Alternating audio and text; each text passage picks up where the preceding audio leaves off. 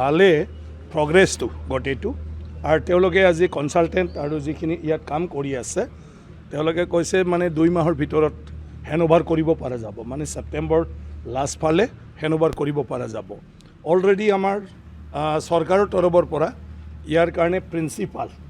নিযুক্তি দিয়া হৈছে দায়িত্ব দিয়া হৈছে গতিকে প্ৰিন্সিপাল ডাঙৰীয়াক মই আজি অনুৰোধ কৰিছোঁ যে ইয়াত আহি ফালে কিবা যদি মানে আপোনাৰ ইম্পৰ্টেণ্ট কিবা বিষয় থাকে যাহাতে ফিনিচিং হোৱাৰ আগতে এইখিনি কণ্ট্ৰাক্টৰক দেখুৱাই দিয়ে কনচালটেণ্টক দেখুৱাই দিয়ে যাহাতে ইয়াত কোনো ত্ৰুটি থাকি নাযায় গতিকে ইয়াত এতিয়া আমাৰ ৰিকুৱাৰমেণ্ট মতে ক'ৰবাত অপাৰেশ্যন থিয়েটাৰ তাত কি ফেচিলিটি লাগে ক'ৰবাত চাইল্ড ৱাৰ্ড কি ফেচিলিটি লাগে ICUত কি ফেচিলিটি লাগে বিভিন্ন ধৰণৰ এইবিলাক মানে যিটো আমাৰ ৱাৰ্ড হ'ব ৰুম হ'ব এই ৰুমত যদি কিবা থাকে সুবিধাজনক অসুবিধাজনক এই কথাবিলাক যাহাতে এতিয়াই আমাৰ কনষ্ট্ৰাকশ্যন কৰি থকা মানুহখিনিক অৱগত কৰিব পাৰে আৰু সেইখিনিও যাহাতে আমি ভালদৰে ফিনিচিংটো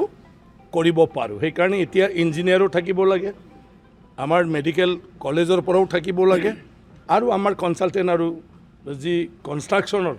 মানুহ আছে ৱাৰ্কাৰ আছে সব এওঁলোকে ৰেগুলাৰ কামেই কৰি আছে তো এইখিনি টিমটো যদি মানে কথা বাৰ্তা পাতি কৰি থাকে মই ভাবোঁ 2 মাহৰ পিছত আমি মানে সেইটো টেক অভাৰ কৰাৰ পিছত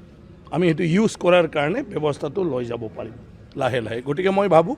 যে মেডিকেল কলেজৰ আমি যদি সব ঠিক থাকে আমি সোনকালে ইয়াত মানে কিবাটো আৰম্ভ কৰিব পাৰিম মেডিকেল কলেজটো গতিকে ইনফ্ৰাষ্ট্ৰাকচাৰ সব শেষ হৈ গ'ল এতিয়া পৰ্যায়ক্ৰমে আমি যিখিনি ইয়াত মেন পাৱাৰ লাগে ডক্টৰ লাগে এইখিনি ঠিক কৰিব লাগিব আৰু ইয়াতেও আমি হস্পিটেল এটা ৰান কৰিব লাগিব মেডিকেল কলেজ হ'লেতো হস্পিটেল হ'বই লাগিব গতিকে এইখিনি যাৱতীয় কামখিনি মুখ্যমন্ত্ৰী ডাঙৰীয়াক অৱগত কৰি ফালে এতিয়াৰ পৰা আমি ব্যৱস্থাটো ল'ম যাহাতে সোনকালে সেইটো আমি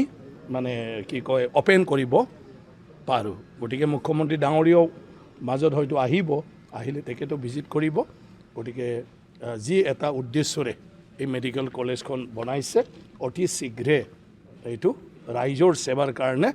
অপেন হ'বলৈ আৰু বেছি দিন নাই